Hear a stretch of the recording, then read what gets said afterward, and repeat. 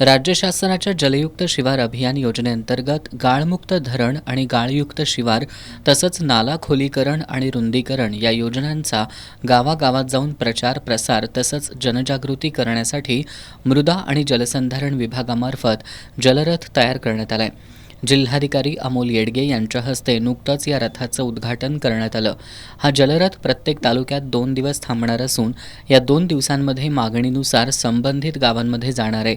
जिल्ह्यातील 10 स्वयंसेवी संस्था जलरथाद्वारे जनजागृती उपक्रमात सहभागी होणार आहेत। गाळमुक्त धरण आणि गाळयुक्त शिवार तसंच नाला खोलीकरण आणि रुंदीकरण या योजनांचा लाभ घेत गाळ काढण्याचा संपूर्ण खर्च शासन करणार असून यासाठी पूर्ण राज्यात एकच दर निश्चित करण्यात आलाय।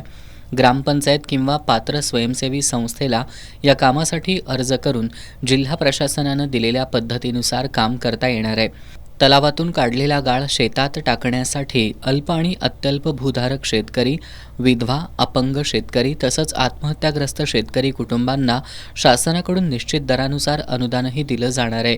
जलरथाच्या उद्घाटनावेळी जिल्हा जलसंधारण अधिकारी स्वप्नील पवार, ग्रामीण पाणीपुरवठा कार्यकारी अभियंता अर्जुन गोळे, उपजिल्हाधिकारी शक्ती कदम, उपविभागीय जलसंधारण अधिकारी योगेश पोळ यांच्यासह जलसंधारण विभागाचे अधिकारी कर्मचारी उपस्थित होते।